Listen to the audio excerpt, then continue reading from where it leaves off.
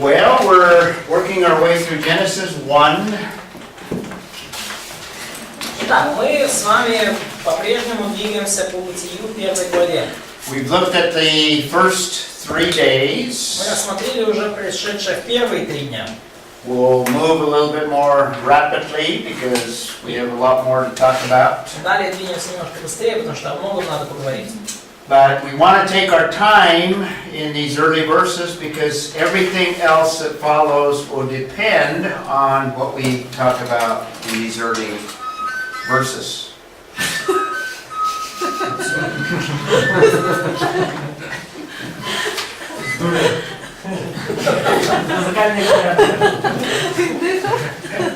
Но мы поговорим о том, что будет происходить. Мы говорим о том, что происходило в этих ранних стихах, поскольку все дальнейшее опирается на эти стихи. Got distracted. No, I got distracted. What was I going to say? We're talking about biblical foundations, and obviously the bottom of our foundations is creation. И мы говорили о библейских основаниях для всего, и очевидно, что фундаментом всего является сотворение. So we want to be careful and look at it slowly to be able to lay a very good foundation. Поэтому на творение нужно смотреть очень аккуратно, не спеша, чтобы заложить хороший фундамент. As we get further into the Old Testament, we'll move much more rapidly. И чем дальше мы будем продвигаться по этому завету, тем больше мы будем, так сказать, переключать передачу и двигаться These early быстрее. verses are so important, we need to take our time. Но эти ранние стихи, они настолько важны, что надо очень много времени уделять. So on day 4, we have the creation of heavenly bodies. Итак, день 4 мы видим, что Бог создал небесные тела. Again, totally out of the evolutionary sequence. Опять же, последовательность творения полностью выпадает из эволюционной концепции. So beginning in verse 14, then God said again, 14 стиха сказал Бог: let there be lights, and notice in the expanse. да будут светила на тверди. Обратите внимание. That's that word rakia Это again. как раз таки то самое слово ракия.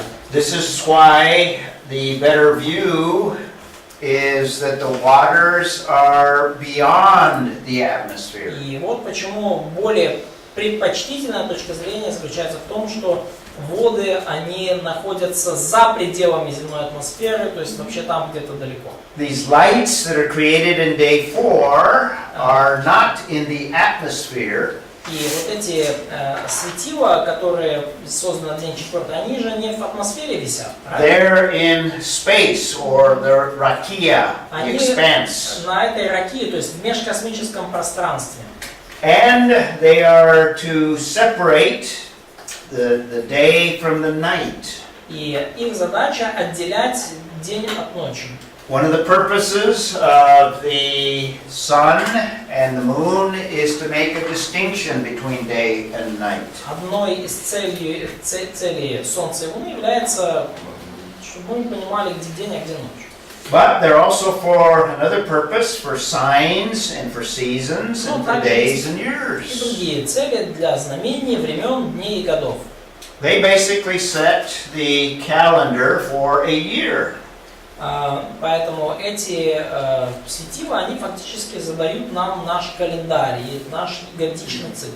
They distinguish days from days, and as we add days up, we come up with months relating to the moon. И они отделяют день от дня, и также, если мы уже говорим о Луне, то Луна задает месяцы. And the seasons can be distinguished as the time of the movement of the sun. И также поры года мы можем отделять согласно движению Солнца. Not for astrological reasons, but more for practical human reasons. Конечно же, то есть нам это все надо не для какой-то там астрологии, там, рассматривания судьбы по звездам, а для целей вполне земных и практических. Verse 15, and let them be for lights in the expanse of the heavens, to give light on the earth. That's the main function. И да будут они светильниками на тверди небесной, чтобы светить на землю. Это основная их функция. And then now it introduces us to God creating them, making them. И вот здесь Бог показывает уже, говорит, что Он создал их, да? Он уже переходит к творению. God made the two great lights. Asa is the Hebrew word В there. 16 стихе создал Бог два светила великие, еврейское слово аса. In verse 1 we have bara, another Hebrew word. В первом стихе Бог использовал слово бара, да, сотворим небо и землю. Asa is used sometimes as a synonym for bara, Аса probably создал. here. В 16 стихе порой используется как синоним слова бара. So God made, using the word asa, the two great То есть lights. Бог создал, да, и используется слово аса, два светила великие. The greater light to govern the day and the lesser light to govern the night. Светило больше для управления днем, а светило меньше для управления ночью. And notice a little phrase at the end there. И обратите внимание на маленькую фразу там в конце. Oh, he made the stars. И звезды. No big deal. Ничего такого особенного. Most important, the sun, because that's what's most important for the earth and for us. Наиболее важно в этом стихе явно видно солнце, потому что для нас, живущих здесь, от солнца на самом деле много зависит. Now, the order of creation, as well as some of the details that we have described here, И порядок творения, точно так же, как некоторые описанные здесь детали, not only refutes evolution, не только опровергает эволюционную теорию, but it refutes a very popular view of creation within Christianity. но отвергает также весьма популярный в христианских кругах взгляд на происхождение мира. Only a very small percentage of believers believe the way that I'm teaching and what we believe. И лишь очень небольшой процент верующих верит в то, как я верю и как учу. We are a small minority in terms of the broader church. Если говорить о глобальной церкви, мы вообще находимся в меньшинстве. The majority of believers believe in long ages. Большинство верующих верят в длинные эпохи. And a lot of them even believe in evolution. Многие христиане также верят в эволюцию. There's a very popular view today, probably the most popular view amongst believers, and particularly believing scientists. Очень популярная в наши дни точка зрения, особо популярна среди как верующих, так и верующих вообще, так и верующих ученых. It's called progressive creationism. Это теория, называемая прогрессивный креационизм. They see the days of Genesis 1 as long ages or long periods of time. Согласно этой теории, эта теория еще называется дней эпох. Not solar days, that's why I made the point to say we have solar days here. Эта теория подразумевает, что дни, которые здесь описаны, это долгие затяжные эпохи, а не обычные солнечные дни, как я объяснял это ранее. Progressive creationism says that God created in periods of time. И прогрессирующий креационизм говорит, что Бог творил мир в течение долгих периодов времени. But he creates progressively in that here's day 1 and then long ages later, day 2, etc. То есть, что был вот этот день первый, потом долгая эпоха между ним, и потом день второй. So God creates day 1, then he has a long period of time. Day 2. То есть, иными словами, что день первый это была долгая эпоха, день второй была долгая эпоха, 3, день etc. третий, и все это были миллиарды лет. So that the days are not literal, but they're metaphorical or non-literal. Поэтому дни в данном взгляде, они не буквальные дни, это некие метафорические, такие затяжные дни. Полярная ночь, да? A popular view is that the sun and the moon, like evolution, is created on day 1. Популярная точка зрения заключается в том, что Солнце и Луна, как это и говорит эволюция, они созданы на первый день на самом And we деле. would include stars on this progressive view. И в этом прогрессивном взгляде также и звезды сотворены на первый день. And then on day 4, А на день четвертый the sun and the moon appear. Солнце и Луна, так сказать, стали видны, да, явились. but they already were created over here. Створены они были уже там. So the earth is just surrounded by this fog, or you can't see beyond this То есть cloud. Земля первые 3 дня была просто окружена таким густым туманом, и ничего из этого тумана не было видно.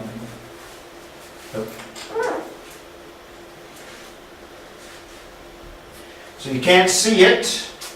Поэтому ничего не было видно. And then on day 4, God makes them appear, so now this cloud kind of goes out of the И way. потом в день 4 это облако ушло, и Бог явил.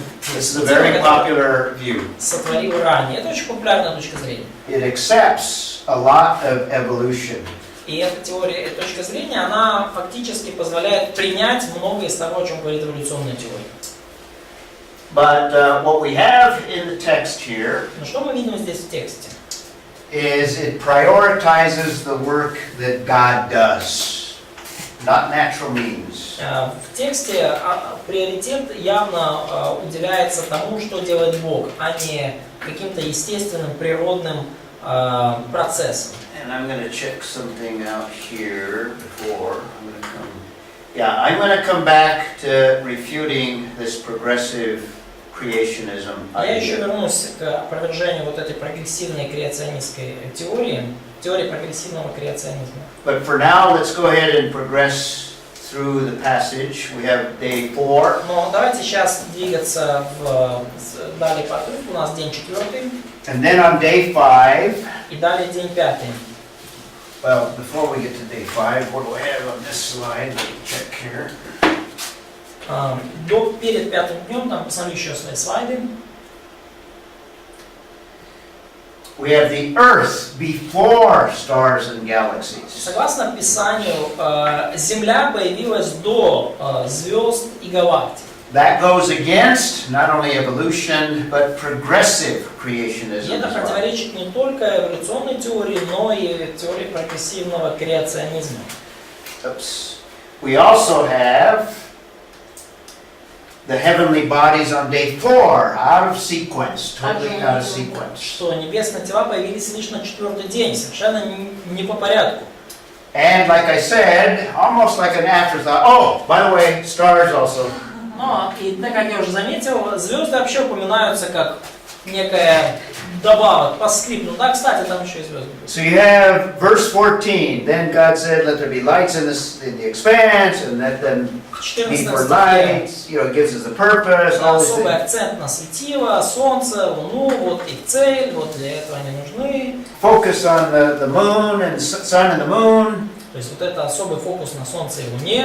And then just 2 words in the Hebrew text. И потом в иврите 2 слова всего лишь. Stars also. Тоже звезды. Almost like, as a side light. Да, кстати, да, побочный продукт. Да. Дополнительный свет остался. It's like he's saying, oh, by the way, stars also. Да. Because it's easy. In other words, it's easy for me. No problem. Да, и сам Бог говорит, ну, для меня это тоже легко, никаких проблем. So, almost incidental. То есть как будто это случайно получилось. So the emphasis are not on the stars or the galaxies, even though they are huge. Поэтому акценты здесь явно не на звездах и галактиках, несмотря на то, что они, конечно же, огромные. The focus throughout Genesis 1 is on everything that affects the earth. Но в Бытии 1 главе особый акцент делается на всем, что связано с Землей. The sun is the most important in the heavens for planet Earth. Именно Солнце из всех планет наиболее важно для планеты Земля. Even from God's perspective, the moon seems to be more important than the galaxies. С точки зрения Бога, даже Луна более значима, чем разные галактики. Okay? So this brings us back to what is supported elsewhere in Scripture. И это уже мы возвращаемся к другим местам в Писании. Paul tells us of the great variety of stars. So it's not emphasized in Genesis. Апостол Павел говорит нам о большом разнообразии звезд. Об этом о звездах говорится не только в книге Бытия. But even by the first century, people had a lot of knowledge about stars and planets. И даже в первом столетии у людей уже было достаточно много знаний о звездах и планетах. And Paul acknowledges that in 1 Corinthians 15:41. Павел признает это в 1 Коринфянам 15:41. There's one glory of the sun. It gives the abundance of light. Он говорит, иная слава солнца, да, солнце дает очень много света нам именно. Another glory of the moon. Иная слава луны. And another glory of the stars, for star differs from star in glory. So he recognizes distinctions in the stars. Слава звезд, и звезда от звезды разнится в славе. То есть Павел осознает разницу между звездами. And today, astrophysicists recognize a lot of distinctions. И в наши дни астрофизики прекрасно понимают все эти различия между звездами. And by the way, the sun is an average star in comparison to other stars in the galaxy. И, кстати, Солнце такая довольно средненькая звезда по меркам нашей даже галактики. But astrophysicists identify red giants, supergiants, white and yellow dwarfs, etc. Астрофизики выделяют куда более зрелищные звезды, там красные гиганты, супергиганты, белые, желтые карлики, пульсары, там целые. All the way through.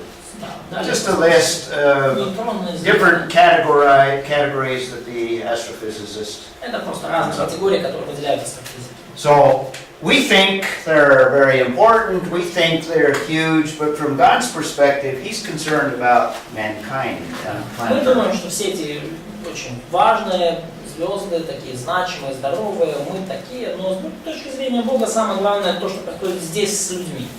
Поэтому Солнце важно. Okay. So they made a picture of a black hole recently, and they, I heard, I saw that. Great, great. Недавно фотографии черной дыры недавно опубликовали. Ну так. So there's different ways. Знаете новости? Пару недель назад было, там облетело все. Different ways that theologians try to make the Bible fit current theories of science. И разными способами, видим, богословы пытаются как-то вот, как бы сказать помягче, но втиснуть Библию в рамки современной науки. То есть так, чтобы оно вписывалось. The reason I gave you that introduction concerning science. И причина, по которой я вам изначально вот в введении еще дал вот некоторые тезисы, связанные с наукой. Not to run down science, as I mentioned then. Я упомянул, что я это не для того, чтобы принизить науку сделал. It's the best thing that man has done in terms of trying to figure out how to understand the natural world. Наука это вообще лучшее, что сделал человек в отношении того, как понимать мир природы. But our culture, at least in my country, we give too high a priority to science. Но наша культура, особенно в моей стране, мы слишком большой приоритет для науки сделали, слишком высоко возвысили. Out of proportion to absolute and biblical truth. И мы слишком непропорционально возвысили науку по отношению к абсолютам и к библейской истине. So what theologians attempt to do is to accommodate the scriptures to science. Что пытаются сделать богословы? Они пытаются как-то приблизить Писание к науке так, чтобы оно вписывалось. They rearrange the text or put things in different order, like I illustrated earlier with the sun and the moon. Богословы как-то пытаются немножко так переставить текст, вот так как-то вот, и вот так немножко вот, так сказать, согнуть через колено, чтобы оно вписывалось. Да, вот я показался с луной, солнцем и звездами. Because they put a higher priority on science, or at least ideas of science, than they do on the scriptures. Поскольку богословы придают больше приоритет науке или некоторым научным идеям, чем они придают Писанию. And the books that describe this relationship between Genesis 1 and science. И есть тут некоторые книги, которые описывают взаимоотношения между Бытием первой главой и наукой. The thing that I've noticed is they all kind of fit a pattern. И я заметил, что все они как бы соответствуют одной и той же закономерности. This is particularly true of progressive creationism. Особенно это вот относится к трудам, связанным с прогрессивным креационизмом. First thing they do is they emphasize the things in the biblical text that support the details that support the theory that they have of science. Первым делом они в библейском тексте подчеркивают те детали, которые соответствуют, согласуются с современными научными данными. They're trying to fit biblical ideas with current theory, primarily evolutionary ideas. Они пытаются вписать Писание в современные теории, особенно в эволюционные теории. They superimpose these theories on the biblical text. И они пытаются максимально вот на библейский текст натянуть вот эти теории. And if you're going to do that, now thirdly, you have to reinterpret the biblical Но для text. того, чтобы это сделать, конечно же, порой библейский текст шероховатый для таких операций, и его надо пригладить, да, переистолковать. And the biggest mistake that they make is number 4. И самая большая ошибка, которую делают эти люди, это 4-й пункт. They ignore the details of the text that don't support this accommodating Они idea. игнорируют те детали текста, которые не поддерживают вот это натягивание науки на Писание. Now, I observed this in a book of probably the best known progressive creationists today in my country. Обнаружил вот такую последовательность в книге одного из наиболее заметных прогрессивных креационистов в моей стране в наши дни. In fact, he does seminars in different parts of the world. He may have come to Ukraine, I don't know. И он даже проводит семинары в разных частях мира, он может даже и в Украину уже заехал. Have you ever heard of Hugh Ross? Any of you heard of Вы him? слышали про Хью Росса? Нет? He's a very popular progressive creationist. Это очень популярный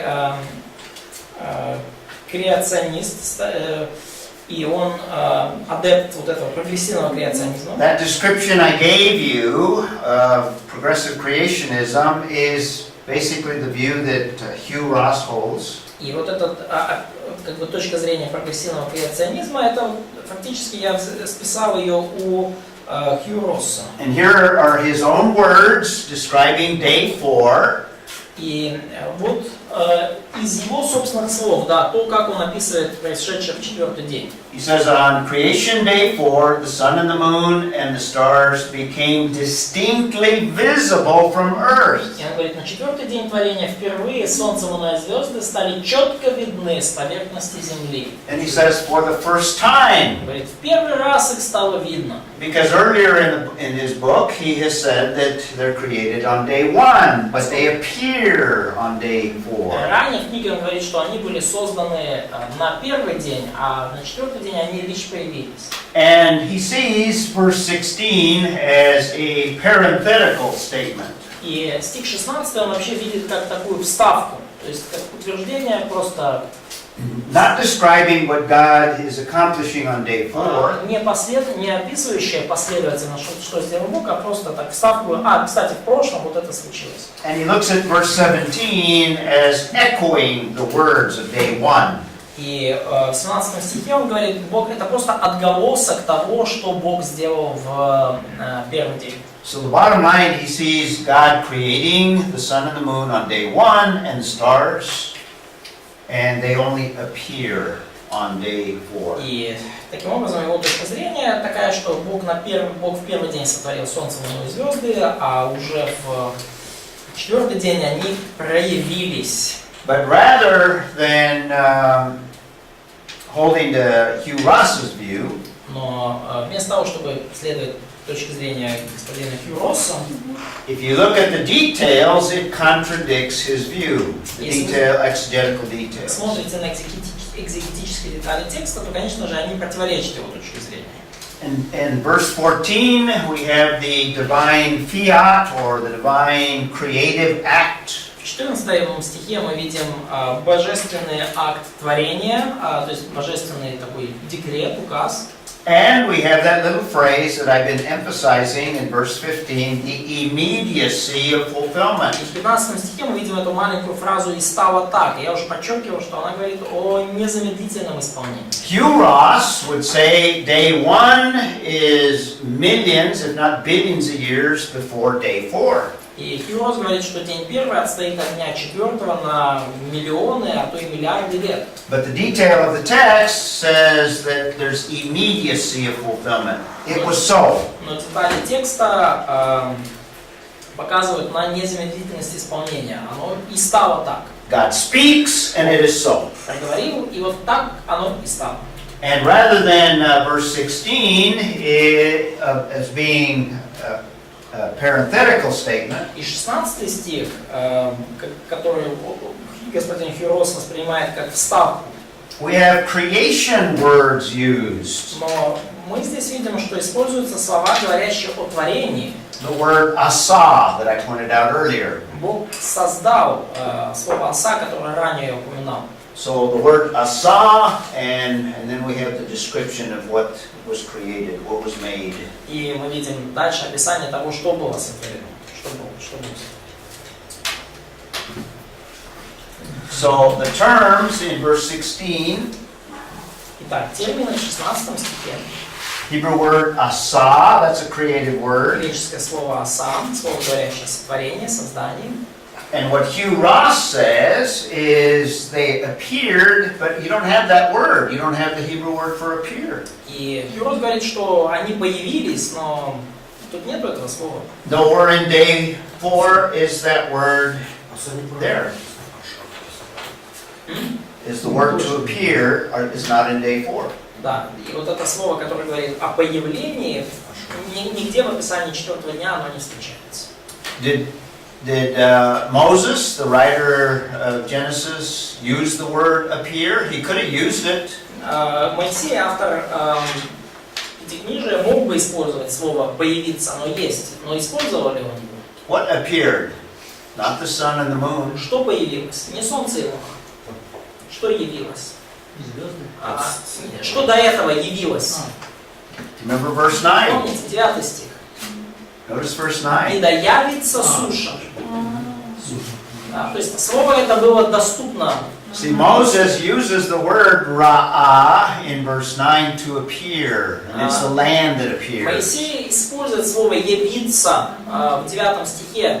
«Да явится суша». То есть проявится, появится. Да? Moses used a creation word in verse 16, not the word appear. Но в 16 стихе Моисей использует слово для сотворения, не для явления. Moses isn't careless in his usage of words. Моисей не бросается словами бестолково. If he intended us to understand the sun and the moon appearing on day 4, he could have used Если бы ra'ah. он хотел сказать, что Бог на 4-й день явил 2 светила великих, он бы использовал именно это слово. Instead of ra'ah, he uses asa. Но вместо этого он использовал слово «оса», «создал».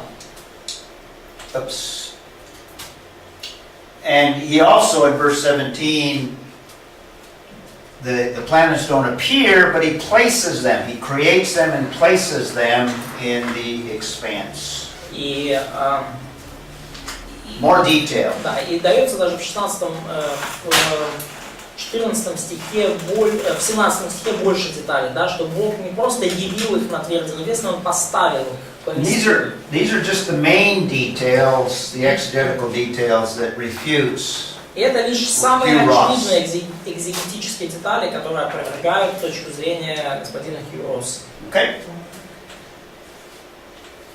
Хорошо. So some of the implications, we've seen the nature of God, that's the beginning, the start of all things. Итак, некоторые выводы. Мы видим, во-первых, природу Бога, да?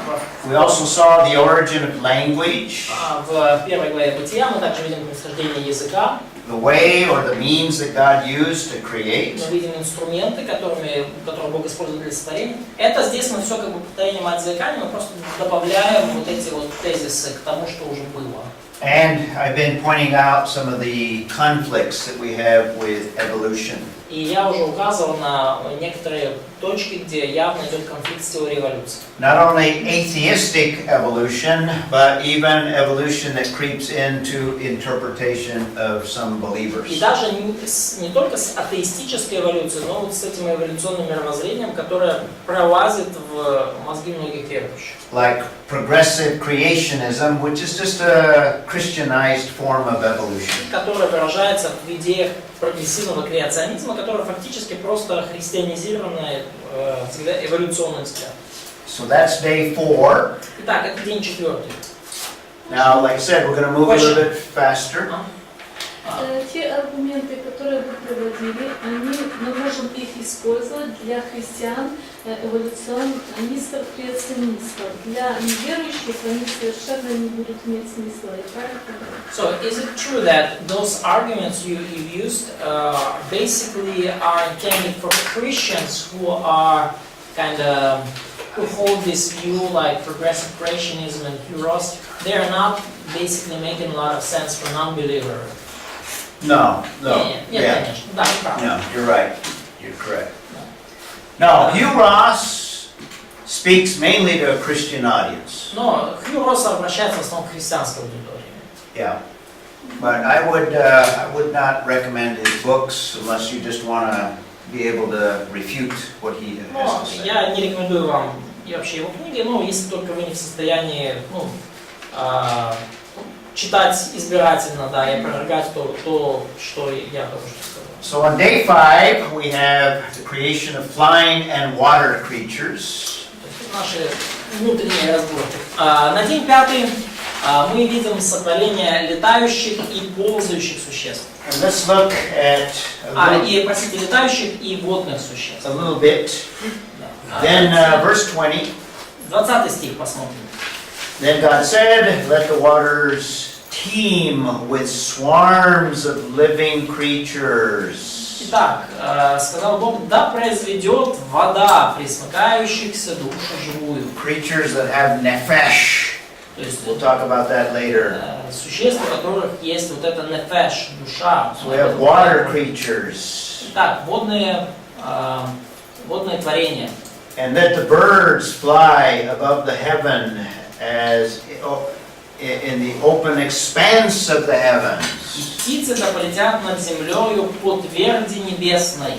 So the expanse includes the atmosphere where birds fly. И поэтому вот эта твердь, она включает в себя и земную атмосферу, где летают пташечки. But the expanse goes beyond the atmosphere to where the sun and the moon are. Но эта твердь, она распространяется за пределы атмосферы, туда, в межкосмическое пространство, туда, где Солнце и Луна, туда, куда летает Илон Маск. And just in case, kind of like the stars, if you're wondering about dinosaurs, this is probably a reference to them. И, кстати, говоря о вот уже Солнце, да, звездах, да, и тут уже затронем и динозавров, да, похожая речь здесь как раз таки об этих динозаврах. In verse 21, and God created the great sea monsters. Волнует вопрос динозавров, то вот сотворил Бог рыб больших, или в некоторых переводах больших творений моря, или больших морских чудовищ. And every living creature that moves, И всякую душу животных пресмыкающихся, with which the waters swarm after their kind. которых произвела вода по роду их. Just like plants are created after their kind, so also are the animals. Точно так же, как растения произведены по роду их, точно так же и животные. Да, современных огромных морских чудищ, разные виды движущейся живности, кишащей в воде. Hebrew word is min. И еврейское слово здесь используется мин. And that Hebrew word is only used 33 times. Это еврейское слово используется лишь 33 раза. 10 times in Genesis 1. И 10 раз из них это в книге Бытие 1. Referring to the creation of particular creatures. И это слово указывает на сотворение определенных существ, да, род существ. The word min probably refers to a larger category than species. In fact, I'm certain that it does. И слово «род», в общем, как оно переведено, оно относится к более широким категориям, чем виды.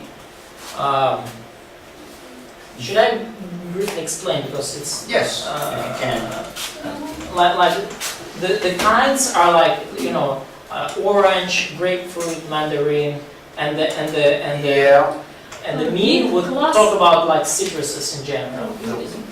Citrus. I'm not sure about that category. The better way to describe it would be the cat kind in the animal kingdom. Yep. Okay. And within the cat kind, you have lions, and you have Siamese cats, you have all the different varieties. Да, но когда мы говорим о вот этих по роду, например, мы имеем в биологии семейство, да, семейство кошачьих, включает в себя и львов, и тигров, и котиков домашних, и пантер, и всех на свете. So also the dog kind, you have Saint Bernard, you have Wolves. wolves. Да, точно так же собаки, да, то есть от Сен-Бернаров до волков разнообразие. You have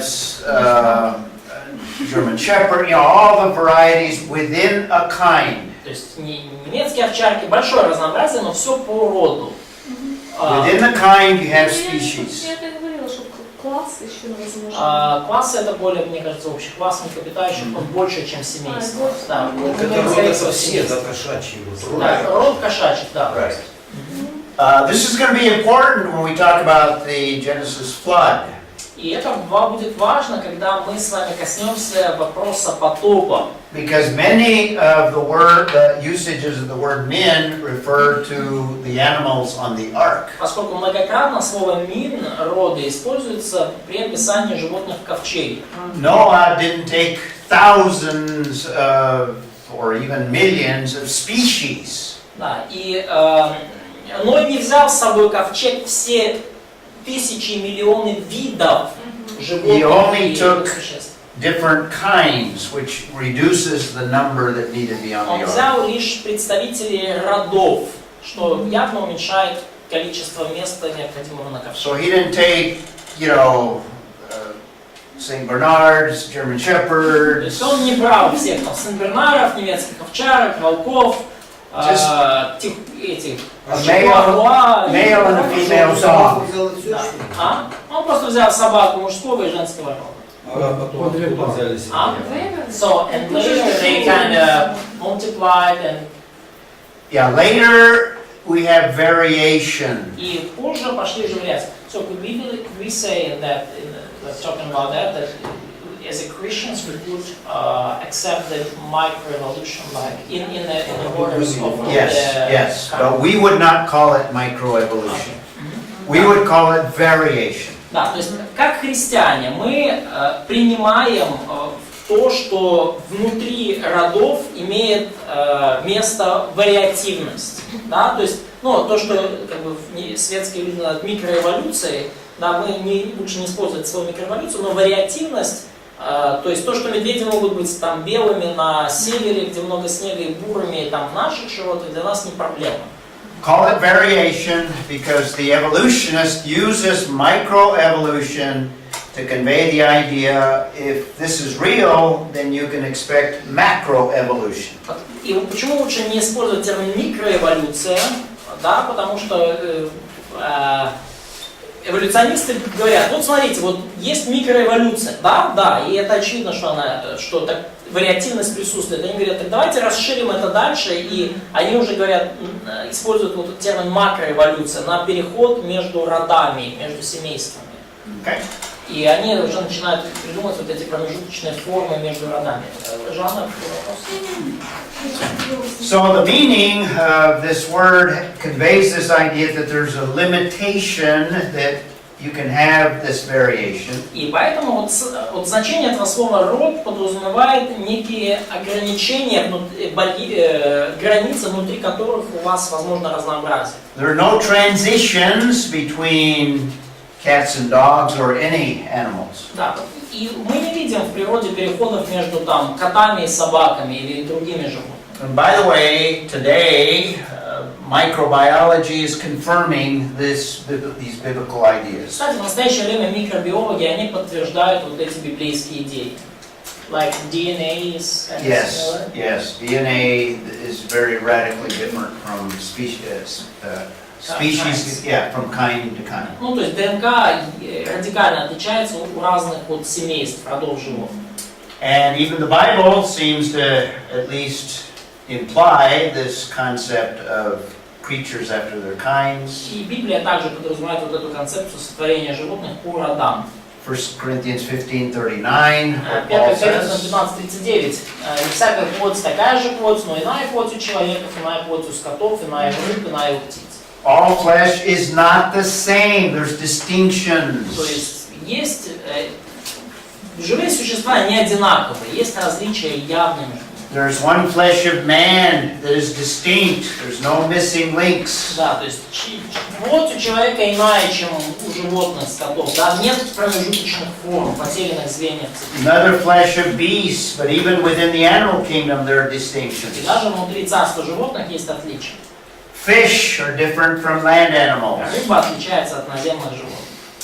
And even between fish and Даже- birds and stuff. Да. Внутри рыбы там есть очень много разнообразия, не говоря уже там с различиями между птицами и рыбами. So again we have contradictions with evolution. Опять же, мы видим явное противоречие с эволюционной теорией. The text tells us aquatic and flying creatures at the same time, not different time И frames. текст говорит, что водные и летающие создания были сотворены в одно и то же время. Не было какой-то разбежки временной между их According to evolution, fish evolved first and then birds much later. Согласно эволюционной теории, сначала началось все с рыбок, рыбки эволюционировали, и много-много позже они приобрели себе крылья на распродажу полетели. But according to Genesis 1, both on day 5.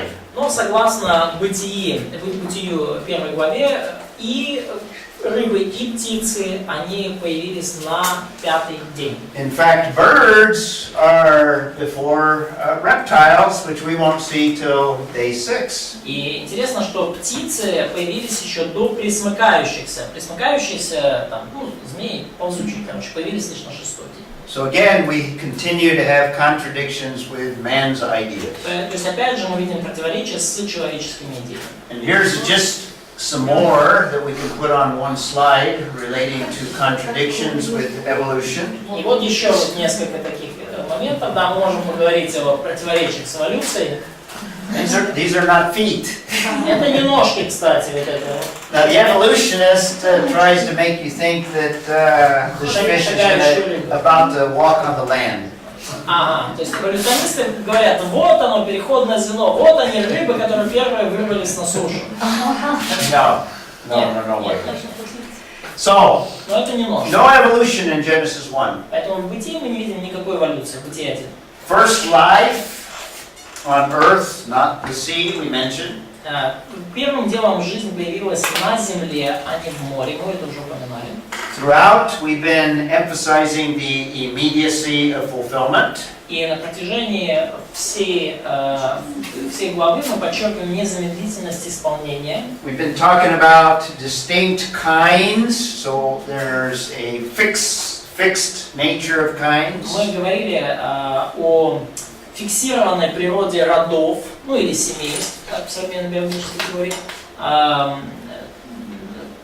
да, то есть внутри которых только и существует разнообразие. Evolution says that life progresses from simple life forms to more complex. Эволюция говорит, что жизнь эволюционировала от более простых форм к более сложным. But there's no such thing as simple life form. Но вообще нет такой вещи, как простая форма жизни. Everything that you have is very complex. Все, что у нас есть, уже изначально очень-очень сложно. I've been pointing out over and over the contradiction in the sequence of time. Я снова и снова указывал вам на противоречие с эволюционной теорией в вопросе последовательности событий. We could chart this, we could put creation on one side and evolution on the other. И мы можем даже вот сделать такую таблицу, с одной стороны креационистская теория, с другой стороны эволюционная. I thought I had this translated. Я думаю, это переведу. Must be somewhere else. But Это anyway, где-то еще. day 1, day 2, 3, 4, 5, 6. Итак, день 1, 2, 3, 4, 5, 6. Big Bang, light, stars, galaxies, planets, Earth. Ну, а вот согласно эволюционной теории, большой взрыв, свет, звезды, галактики, планеты, Земля. So we'd have the sun over here, yet God creates the earth. Да, то есть с точки зрения этой Солнца, оно аж где-то там, а тем не менее вот здесь только Земля. So I'm just showing the way that the sequence didn't То fit. есть вот этими желтыми штуками показываются те места, где последовательность явно не сходится. First cell, single cell in the Клетка, oceans. сначала океаны, вот этот бульон, первая клетка. Plant life on planet Earth. Да, а изначально мы видим, что уже сложные формы растительности появились на Земле. And you can go on and see that there's all kinds of И эти contradictions. отличия можно увидеть снова и снова. Just a spaghetti bowl, you might say. Это такое просто вот такое спагетти, да. То есть если вы попытаетесь, да, то есть если вы пытаетесь это как-то примирить, то вам надо вот на этот такой шпагат садиться регулярно. So no correspondence with Поэтому evolution. нет никакой взаимосвязи с эволюционной теорией. Нет никакой согласованности. The only one that corresponds is man at the bottom of the. Единственное, что согласуется, это то, что человек, он как бы в конце венец всего происходящего. Okay. Я хочу сказать, что Бог, Божье творение, наука изучает и изменяется ее мнение. То есть сначала так думали, потом что-то Бог открывает, по-другому думает. То есть если наука современная не может чего-то объяснить, и оно не совпадает с Словом Божьим, это только значит то, что они просто еще, она еще просто, Бог еще, то есть через науку ведь Бог тоже открывает, просто Бог еще через науку это не открыт. So, like a little word in defense of science, scientists, they're just they structuring data according to the to what God already revealed them, and God is acting through the science too, and God is revealing things. Я не уверен, что вы можно короче, то есть, когда мы смотрим на Библию на первые дни, да, это то, что Бог сказал, но мы как бы рациональным путем не можем объяснить многих вещей, в то время как наука объясняет это логически. Если наука не может объяснить бытие, это только потому, что она еще находится, то есть такой путь познания еще очень далеко до того, чтобы узнать, как Бог создал все. Все равно очень сложно. Okay, да. So maybe the current science still not able to scientifically imagine and prove the sequence of creation in Genesis. So just we did not grow up to kind of logically explain how could that be. That's what she says. Okay. Просто то, что мы I'm придумываем, оно может в реальности быть так далеко от той реальности Божьей, как Он создал. I'm going to explain how to resolve the conflict. Да, я постараюсь объяснить, как разрешить вот эти существующие конфликты. When we get to Genesis, when we get to the flood, I'm going to complete our explanation of some of the conflicts. Когда мы доберемся до потопа, я уже завершу, скажем так, вот это разъяснение конфликтов между наукой и творением. So we'll come back to that. Мы вернемся еще к этому вопросу. Okay. All right. So, the point I'm making is don't try to harmonize evolution with what God has revealed in His Word. И что я пытаюсь донести, что не пытайтесь как-то гармонизировать, согласовать эволюцию с тем, что Бог видел в своем слове. One of them is right and one of them is wrong. Тут не может быть, тут невозможно как-то сойтись посерединке, да, то есть что-то одно должно быть правильным и другое неправильным. I'm going to put my confidence in. Эволюция же научно не доказана. So, but evolution is not proved scientifically. Correct. Да. Yeah. I'm going to put my trust in the inspired, inerrant description. И я лучше положусь на благодухновенное и безошибочное описание процесса. And then I'm going to investigate how science can fit with the scriptures, not how scriptures fit with the science. Я постараюсь исследовать то, как научные данные могут соответствовать Писанию, а не тому, как Писание можно подогнать под научные данные. And there are some world-class scientists that do that. И многие ученые мирового уровня, они идут этим путем. They're creationists. И они, будучи креационистами, они исследуют, каким образом научные даты подтверждают повествование. And when I mention people like Hugh Ross, and there's several others as well, И когда я упоминаю людей таких, как Хью Росс, и есть многие другие, they're putting more confidence in the ideas of man and some of the scientific ideas of man. то эти ученые, они больше полагаются на человеческие идеи и человеческие научные данные. And then they're trying to reinterpret the biblical text to fit those ideas of И men. пытаются на этом основании переистолковать текст, чтобы он таки соответствовал человеческим представлениям. So it's an issue of authority. Поэтому ключевой вопрос здесь это вопрос власти, вопрос авторитета. I'm going to try and answer that issue when we talk about the Genesis. Я попытаюсь, когда мы дойдем до книги Бытия, ответить на вот те вопросы, которые мы поднимали. Хорошо? Here's another problem for evolutionists. Есть еще одна проблема для эволюционного мировоззрения. You have to have evolution for 4 distinct flying creatures. Вам нужно как-то объяснить эволюционирование 4 отличающихся видов летающих творений. And they have no explanation. И они не могут это объяснить. Right. Which kind of? Can you name them? Можете их назвать? One of them's obvious, birds, right? Ну, одно летающее творение очевидно, это птицы. But what, number 2? Второе летающее творение. Насекомые. Maybe insects, bugs. Yes, insects. Да, That's насекомые number 3. летают. Третье. Летучие мыши. Bats. Bats, mammal. Bats are not birds. Да, птицы, летучие мыши это не птицы, они млекопитающие. Bats are in the mammal category. А летучие мыши это вообще категория млекопитающих. Number 4. Четвертое, кто летающие летучие? No. Reptiles. Yes. Да. Yes. Рептилии летающие? Which ones? Yeah. Okay. Нет, только современные рептилии. Mammals, birds, Да, это млекопитающие летучие мыши, рептилии, птерозавры. reptiles, a dinosaur, extinct, Это исчезнувший вид, но это рептилии. and then insects. И насекомые. So you have to have 4 evolutionary paths. То есть должны быть 4 эволюционных пути. And the evolutionist has how many? А у эволюционистов есть сколько путей? 0. Ноль. No evolutionary path to fly. Да, нет эволюционного пути как бы наверх, чтобы полететь. Okay. So we have creation of birds, creation of insects, То есть мы видим сотворение птиц и сотворение насекомых, and creation of the other 2 as well. и сотворение всех остальных. And when we get to the end of Genesis 1, we have the completion of creation. Когда мы доходим до бытия, когда мы видим Бытие 1 главу, то видим там завершенность творения.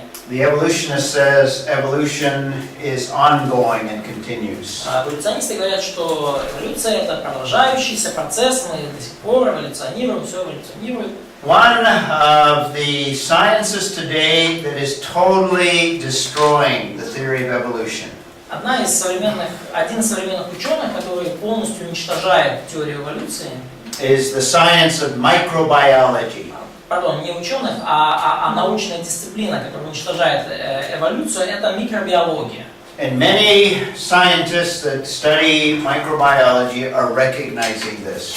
И многие ученые, изучающие микробиологию, они прекрасно понимают все эти проблемы с эволюцией. In fact, a microbiologist by the name of Michael Denton, И, кстати, микробиолог по имени Майкл Дентон, he wrote a book. He's an evolutionist. He's not a Christian. и он не христианин, он эволюционист. As an evolutionist, he's a microbiologist and he's honest. И будучи эволюционистом и при этом микробиологом, этот человек очень честен. He writes a book that he titles Evolution in Crisis. который называется «Эволюция в кризисе».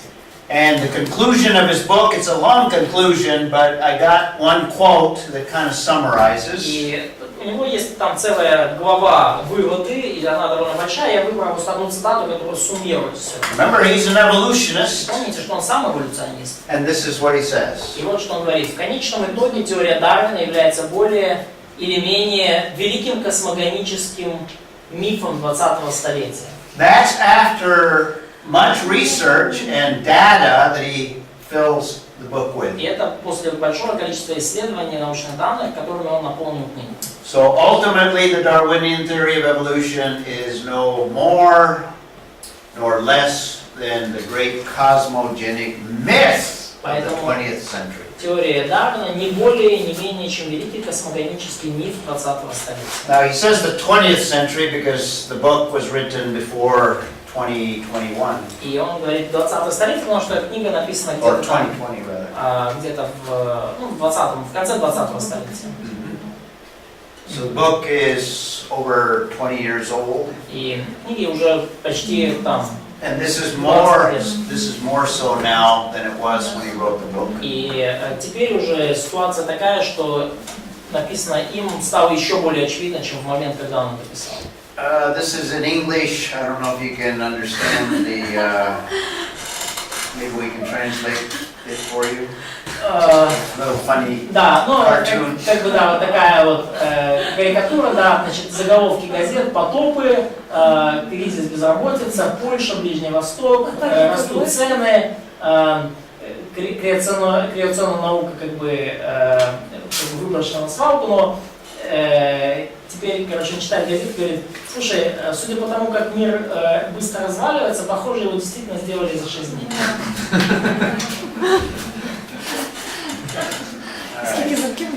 Well, that's a good place for us to end today. Хороший момент для нас, чтобы остановиться сегодня. And tomorrow we'll come back and we'll look at what the Bible teaches concerning the nature of man. И завтра мы вернемся и поговорим о том, что же Библия учит о сотворении человека. So we'll look at the creation of mankind. Поговорим о создании человечества. Complete our look at the first major event. И завтра мы с вами рассмотрим первое ключевое событие. Creation, and we'll look at and then we'll get into the second major event. И потом перейдем ко второму ключевому событию.